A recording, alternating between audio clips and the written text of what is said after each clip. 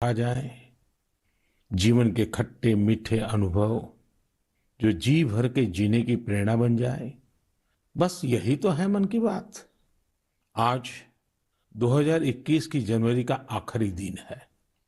क्या आप भी मेरी तरह ये सोच रहे हैं कि अभी कुछ ही दिन पहले तो 2021 शुरू हुआ था? लगता ही नहीं कि जनवरी का पूरा महीना बीत गया है। समय की गति इसी को तो कहते हैं। कुछ दिन पहले की ही तो बात लगती है जब हम एक दूसरे को शुभकामनाएं दे रहे थे। फिर हमने लोहड़ी मनाई, मकर संक्रांति मनाई, पोंगल, बिहू मनाया। देश के अलग अलग हिस्सों में त्योहारों की धूम रही। 23 जनवरी को हमने नेताजी सुभाष चंद्र बोस के जन्मदिन को पराक्रम दिवस के तौर पर मनाया और 26 जनवरी को गणतंत्र दिवस की शानदार परेड भी देखी। राष्ट्रपति जी द्वारा संसद के संयुक्त सत्र को संबोधन के बाद बजट सत्र भी शुरू हो गया है। इन सभी के बीच एक और कार्य हुआ जिसका हम सभी को बहुत इंतजार रहता है। ये है पद्म पुरस्कारों की घोषणा। राष्ट्र ने असाधारण कार्य कर रहे लोगों को उनकी उपलब्धियां और मानवता के प्रति उनके योगदान के लिए सम्मानित किया। इस साल भी पुरस्कार पाने वालों में वे लोग शामिल हैं जिन्होंने अलग अलग क्षेत्रों में बेहतरीन काम किया है। अपने कामों से किसी का जीवन बदला है, देश को आगे बढ़ाया है। यानी जमीनी स्तर पर काम करने वाले अनसंग हीरोज को पद्म सम्मान देने की जो परंपरा देश ने कुछ वर्ष पहले शुरू की थी, वो इस बार भी कायम रखी गई है। मेरा आप सभी से आग्रह है कि इन लोगों के बारे में, उनके योगदान के बारे में जरूर जानें। परिवार में उनके बारे में चर्चा करें। देखिएगा सबको इससे कितनी प्रेरणा मिलती है। इस महीने क्रिकेट पिच से भी बहुत अच्छी खबर मिली। हमारी क्रिकेट टीम ने शुरुआती दिक्कतों के बाद शानदार वापसी करते हुए ऑस्ट्रेलिया में सीरीज जीती। हमारे खिलाड़ियों का हार्डवर्क और टीम वर्क प्रेरित करने वाला है।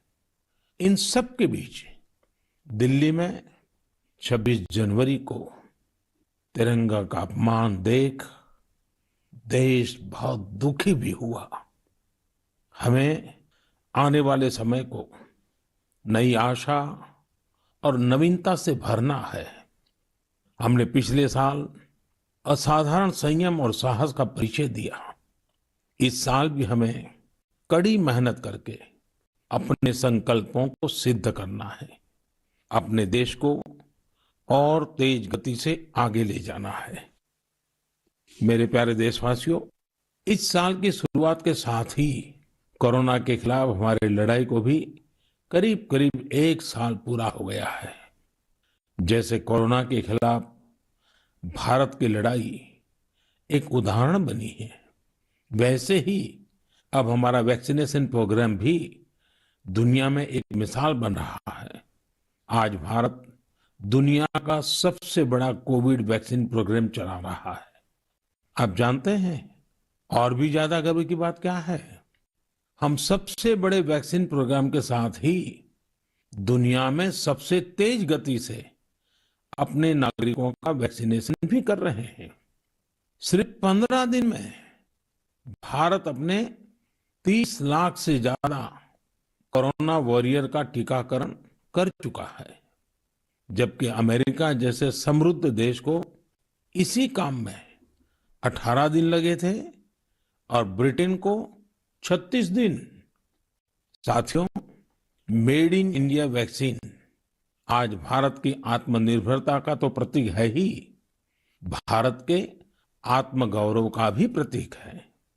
नमो ऐप पर यूपी से भाई हिमांशु यादव ने लिखा है कि मेड इन इंडिया वैक्सीन से मन में एक नया आत्मविश्वास आ गया है। मदुरई से कीर्ति जी लिखती हैं कि उनके कई विदेशी दोस्त उनको मैसेज भेजकर भारत का शुक्रिया अदा कर रहे हैं। कीर्ति जी के दोस्तों ने उन्हें लिखा है कि भारत ने जिस तरह कोरोना से लड़ाई में दुनिया की मदद की है, उससे भारत के बारे में उनके मन में इज्जत और भी बढ़ गई है। कीर्ति जी, देश का ये गौरवगान सुनकर मन की बात के श्रोताओं को भी गर्व होता है। आजकल मुझे भी अलग अलग देशों के राष्ट्रपति और प्रधानमंत्रियों की तरफ से भारत के लिए ऐसे ही संदेश मिलते हैं। आपने भी देखा होगा, अभी ब्राजील के राष्ट्रपति ने ट्वीट करके जिस तरह से भारत को धन्यवाद दिया है, वो देखकर हर भारतीय को कितना अच्छा लगा। हजारों किलोमीटर दूर दुनिया के दूर सुदूर कोने के निवासियों को रामायण के उस प्रसंग की इतनी गहरी जानकारी है, उनके मन पर गहरा प्रभाव है। ये हमारी संस्कृति की विशेषता है। साथियों, इस वैक्सीनेशन कार्यक्रम में आपने एक और बात पर अवश्य ध्यान दिया होगा। संकट के समय में भारत दुनिया की सेवा इसलिए कर पा रहा है क्योंकि भारत आज दवाओं और वैक्सीन को लेकर सक्षम है, आत्मनिर्भर है। यही सोच आत्मनिर्भर भारत अभियान की भी है। भारत जितना सक्षम होगा, उतनी ही अधिक मानवता की सेवा करेगा, उतना ही अधिक लाभ दुनिया को होगा। मेरे प्यारे देशवासियों, हर बार आपके ढेर सारे पत्र मिलते हैं। नमो ऐप और माय गॉव पर आपके मैसेजेस, फोन कॉल्स के माध्यम से आपकी बातें जानने का अवसर मिलता है। इन्हीं संदेशों में एक ऐसा भी संदेश है जिसने मेरा ध्यान खींचा। ये संदेश है बहन प्रियंका पांडे जी का। 23 साल की बेटी प्रियंका जी हिंदी साहित्य की विद्यार्थिनी है और बिहार के सिवान में रहती है। प्रियंका जी ने नमो ऐप पर लिखा है कि वो देश के 15 घरेलू पर्यटन स्थलों पर जाने के मेरे सुझाव से बहुत प्रेरित हुई थी। इसलिए 1 जनवरी को वो एक जगह के लिए निकली जो बहुत खास थी। वे जगह थी उनके घर से 15 किलोमीटर दूर देश के पहले राष्ट्रपति डॉक्टर राजेंद्र प्रसाद जी का पैतृक निवास। प्रियंका जी ने बड़ी सुंदर बात लिखी है कि अपने देश की महान विभूतियों को जानने की दिशा में उनका ये पहला कदम था। प्रियंका जी को वहां डॉक्टर राजेंद्र प्रसाद जी द्वारा लिखी गई पुस्तकें मिली, अनेक ऐतिहासिक तस्वीरें मिली। वाकई प्रियंका जी, आपका यह अनुभव दूसरों को भी प्रेरित करेगा। साथियों, इस वर्ष से भारत अपनी आजादी के 75 वर्ष का समारोह अमृत महोत्सव शुरू करने जा रहा है।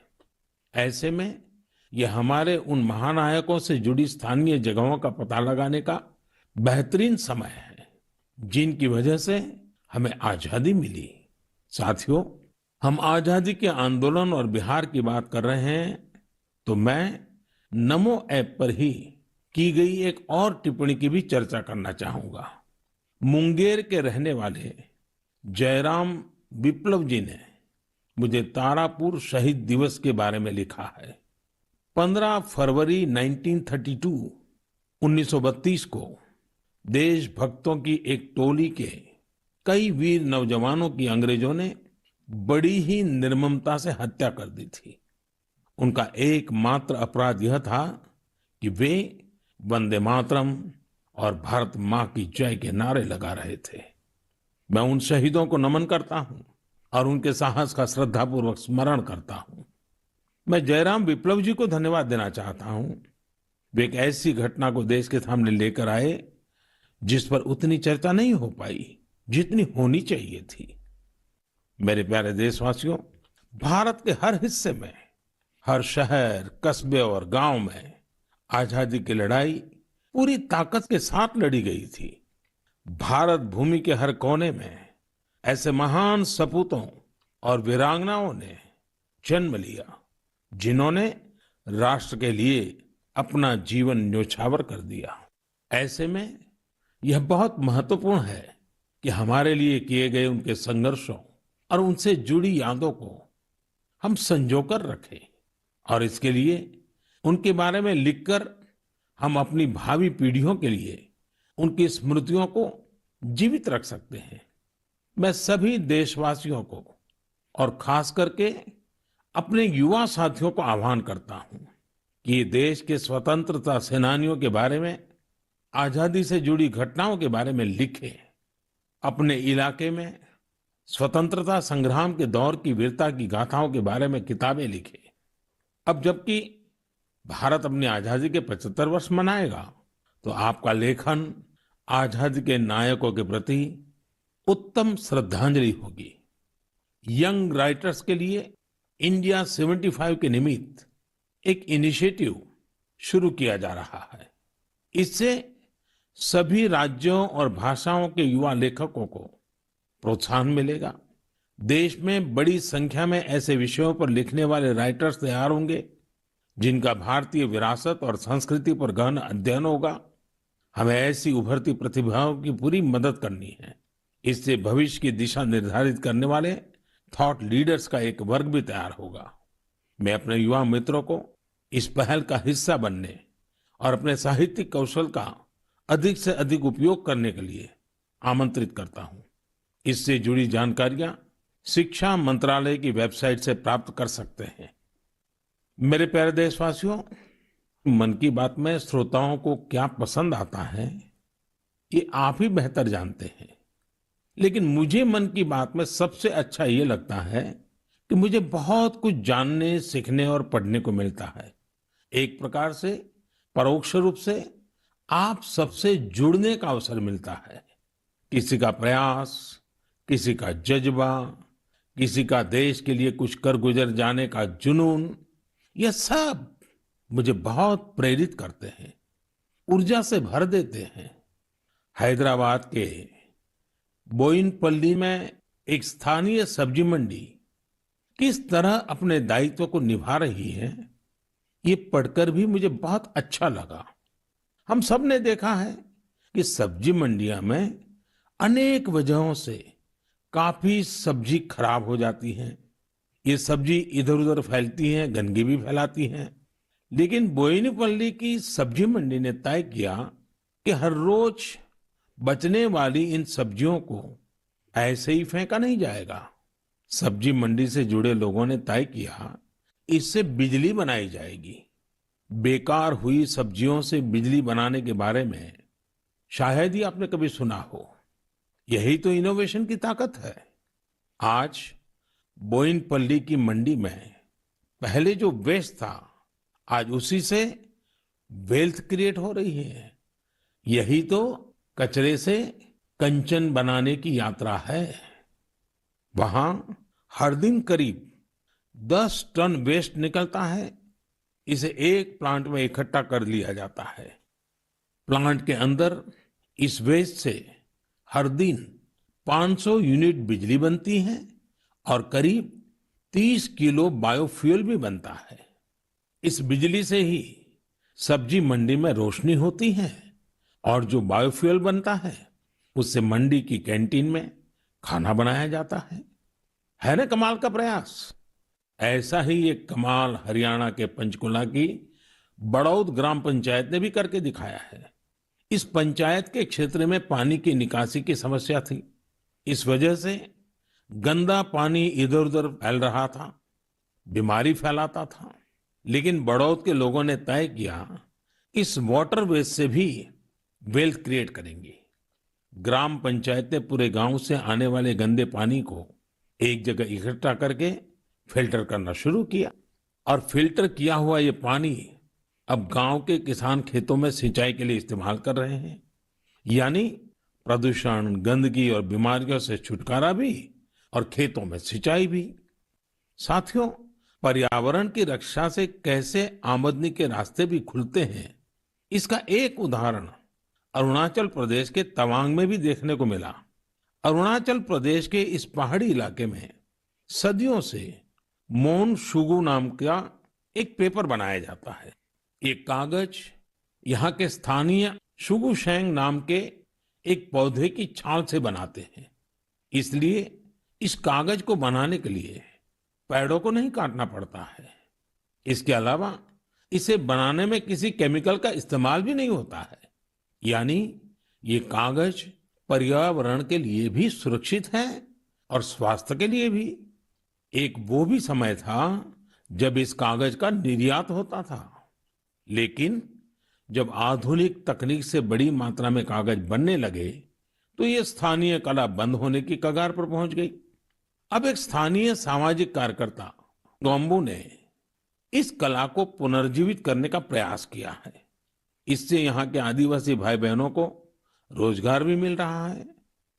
मैंने एक और खबर केरल की देखी है जो हम सभी को अपने दायित्वों का एहसास कराती है। केरल के कोट्टयम में एक दिव्यांग बुजुर्ग हैं, एनएस राजप्पन साहब।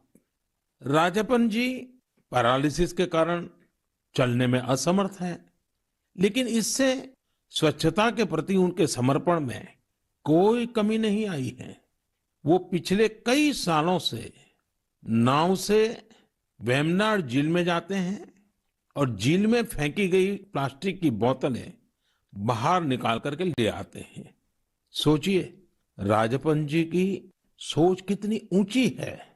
हमें भी राजप्पन जी से प्रेरणा लेकर स्वच्छता के लिए जहां संभव हो अपना योगदान देना चाहिए। मेरे प्यारे देशवासियों, कुछ दिन पहले आपने देखा होगा अमेरिका के सैन फ्रांसिस्को से बंगलुरु के लिए एक नॉन स्टॉप फ्लाइट की कमान भारत की 4 विमेन पायलट्स ने संभाली। 10,000 किलोमीटर से भी ज्यादा लंबा सफर तय करके ये फ्लाइट 225 से अधिक यात्रियों को भारत लेकर आई। आपने इस बार 26 जनवरी की परेड में भी गौर किया होगा, जहां भारतीय वायुसेना की 2 विमेन ऑफिसर्स ने नया इतिहास रच दिया है। क्षेत्र कोई भी हो, देश की महिलाओं की भागीदारी लगातार बढ़ रही है।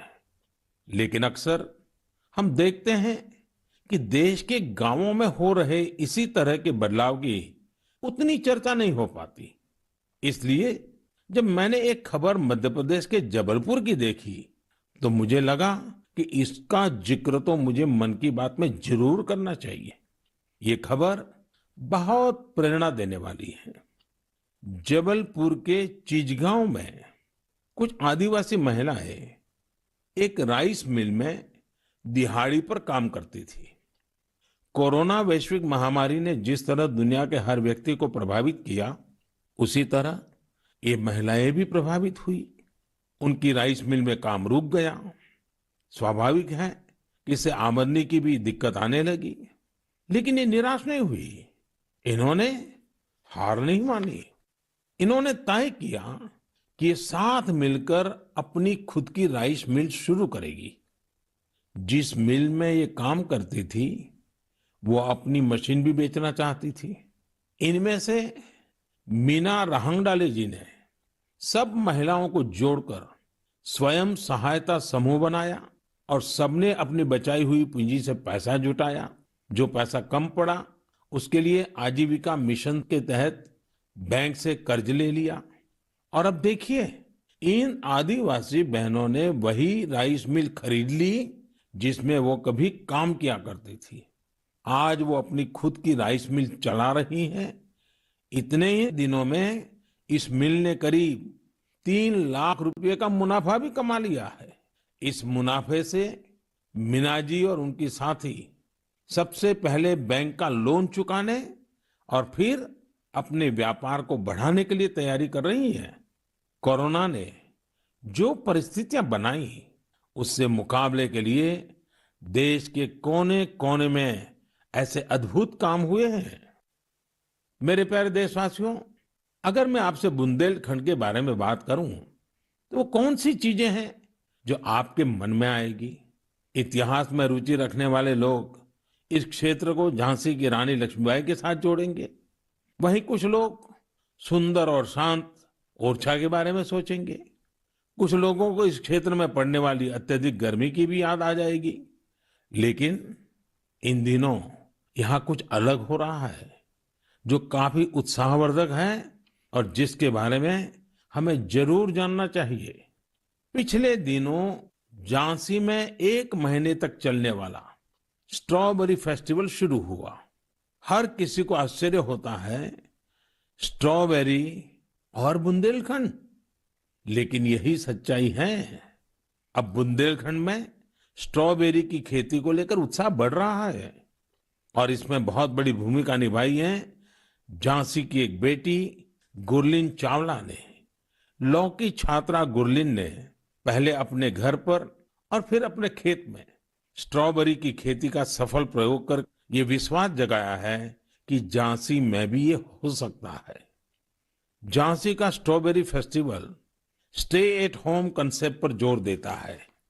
इस महोत्सव के माध्यम से किसानों और युवाओं को अपने घर के पीछे खाली जगह पर या छत पर टेरेस गार्डन में बागवानी करने और स्ट्रॉबेरीज उगाने के लिए प्रोत्साहित किया जा रहा है। नई टेक्नोलॉजी की मदद से ऐसे ही प्रयास देश के अन्य हिस्सों में भी हो रहे हैं। जो स्ट्रॉबेरी कभी पहाड़ों की पहचान थी, वो अब कच्छ की रेतीली जमीन पर भी होने लगी है। किसानों की आय बढ़ रही है। साथियों, स्ट्रॉबेरी फेस्टिवल जैसे प्रयोग इनोवेशन की स्पिरिट को तो प्रदर्शित करते ही हैं, साथ ही यह भी दिखाते हैं कि हमारे देश का कृषि क्षेत्र कैसे नई टेक्नोलॉजी को अपना रहा है। साथियों, खेती को आधुनिक बनाने के लिए सरकार प्रतिबद्ध है और अनेक कदम उठा भी रही है। सरकार के प्रयास आगे भी जारी रहेंगे। मेरे प्यारे देशवासियों, कुछ ही दिन पहले मैंने एक वीडियो देखा। वह वीडियो पश्चिम बंगाल के वेस्ट मिदनापुर स्थित नया पिंगला गांव के एक चित्रकार सरमुद्दीन का था। वो प्रसन्नता व्यक्त कर रहे थे कि रामायण पर बनाई उनकी पेंटिंग 2 लाख रुपए में बिकी है। इससे उनके गांव वालों को भी काफी खुशी मिली है। इस वीडियो को देखने के बाद मुझे इसके बारे में और अधिक जानने की उत्सुकता हुई। इसी क्रम में मुझे पश्चिम बंगाल से जुड़ी एक बहुत अच्छी पहल के बारे में जानकारी मिली, जिसे मैं आपके साथ जरूर साझा करना चाहूंगा। पर्यटन मंत्रालय के रीजनल ऑफिस ने महीने के शुरू में ही बंगाल के गांवों में एक इनक्रेडिबल इंडिया वीकेंड गेटवे की शुरुआत की।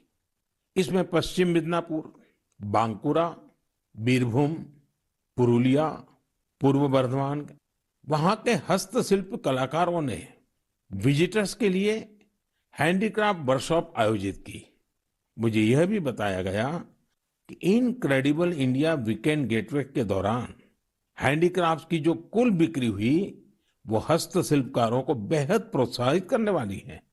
देश भर में लोग भी नए नए तरीकों से हमारी कला को लोकप्रिय बना रहे हैं। ओडिशा के राउरकेला की भाग्यश्री साहू को देख लीजिए। वैसे तो वो इंजीनियरिंग की छात्रा है, लेकिन पिछले कुछ महीनों में उन्होंने पट्टचित्र कला को सीखना शुरू किया और उसमें निपुणता हासिल कर ली है। लेकिन क्या आप जानते हैं कि उन्होंने पेंट कहाँ किया? सॉफ्ट स्टोन्स पर। कॉलेज जाने के रास्ते में भाग्यश्री को ये सॉफ्ट स्टोन मिले। उन्होंने इन्हें एकत्र किया और साफ किया। बाद में उन्होंने रोजाना 2 घंटे इन पत्थरों पर पट्टचित्र स्टाइल में पेंटिंग की। वह इन पत्थरों को पेंट कर उन्हें अपने दोस्तों को गिफ्ट करने लगी। लॉकडाउन के दौरान उन्होंने बोतलों पर भी पेंट करना शुरू कर दिया। अब तो वो इस आर्ट पर वर्कशॉप भी आयोजित करती हैं।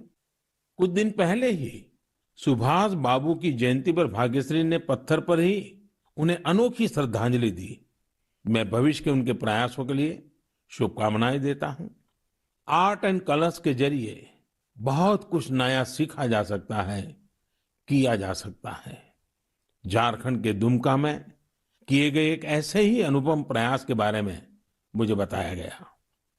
यहां मिडिल स्कूल के एक प्रिंसिपल ने बच्चों को पढ़ाने और सिखाने के लिए गांव की दीवारों को ही अंग्रेजी और हिंदी के अक्षरों से पेंट करवा दिया। साथ ही उसमें अलग अलग चित्र भी बनाए गए हैं। इससे गांव के बच्चों को काफी मदद मिल रही है। मैं ऐसे सभी लोगों का अभिनंदन करता हूं जो इस प्रकार के प्रयासों में लगे हैं। मेरे प्यारे देशवासियों, भारत से हजारों किलोमीटर दूर, कई महासागरों, महाद्वीपों के पार एक देश है जिसका नाम है चिले। भारत से चिले पहुंचने में बहुत अधिक समय लगता है, लेकिन भारतीय संस्कृति की खुशबू वहां बहुत समय पहले से ही फैली हुई है। एक और खास बात यह है कि वहां पर योग बहुत अधिक लोकप्रिय है। आपको यह जानकर अच्छा लगेगा कि चिले की राजधानी सैंटियागो में 30 से ज्यादा योग विद्यालय हैं। चिले में अंतर्राष्ट्रीय योग दिवस भी बड़े ही उत्साह से मनाया जाता है। मुझे बताया गया है कि हाउस ऑफ डेप्यूटीज में योग दिवस को लेकर बहुत ही गर्मजोशी भरा माहौल होता है। कोरोना के इस समय में इम्यूनिटी पर जोर और इम्यूनिटी बढ़ाने में योग की ताकत को देखते हुए अब वे लोग योग को पहले से कहीं ज्यादा महत्व दे रहे हैं। चिले की कांग्रेस यानी वहां की पार्लियामेंट ने एक प्रस्ताव पारित किया है। वहां 4 नवंबर को नेशनल योगा डे घोषित किया गया है। अब आप ये सोच सकते हैं कि आखिर 4 नवंबर में ऐसा क्या है। 4 नवंबर 1962 को ही चिले का पहला योग संस्थान होजे राफाल एस्ट्राडा द्वारा स्थापित किया गया था। इस दिन को नेशनल योगा डे घोषित करके एस्ट्राडा जी को भी श्रद्धांजलि दी गई है। चिले की पार्लियामेंट द्वारा यह एक विशेष सम्मान है जिस पर हर भारतीय को गर्व है। वैसे चिले की संसद से जुड़ी एक और बात आपको दिलचस्प लगेगी। चिले सीनेट के वाइस प्रेसिडेंट का नाम रविंद्रनाथ क्विंटेरॉस है। उनका यह नाम विश्व कवि गुरुदेव टैगोर से प्रेरित होकर रखा गया है। मेरे प्यारे देशवासियों, माय गॉव पर महाराष्ट्र के जालना के डॉक्टर स्वप्निल मंत्री और केरल के पलक्कड़ के प्रहलाद राजगोपाल ने आग्रह किया है कि मैं मन की बात में सड़क सुरक्षा पर भी आपसे बात करूं। इसी महीने 18 जनवरी से 17 फरवरी तक हमारा देश सड़क सुरक्षा माह यानी रोड सेफ्टी मंथ भी मना रहा है। सड़क हादसे आज हमारे देश में ही नहीं, पूरी दुनिया में चिंता का विषय है। आज भारत में रोड सेफ्टी के लिए सरकार के साथ ही व्यक्तिगत और सामूहिक स्तर पर कई तरह के प्रयास भी किए जा रहे हैं। जीवन बचाने के इन प्रयासों में MDH बिरयानी मसाला, पारंपरिक बिरयानी का असली स्वाद। असली मसाले सच सच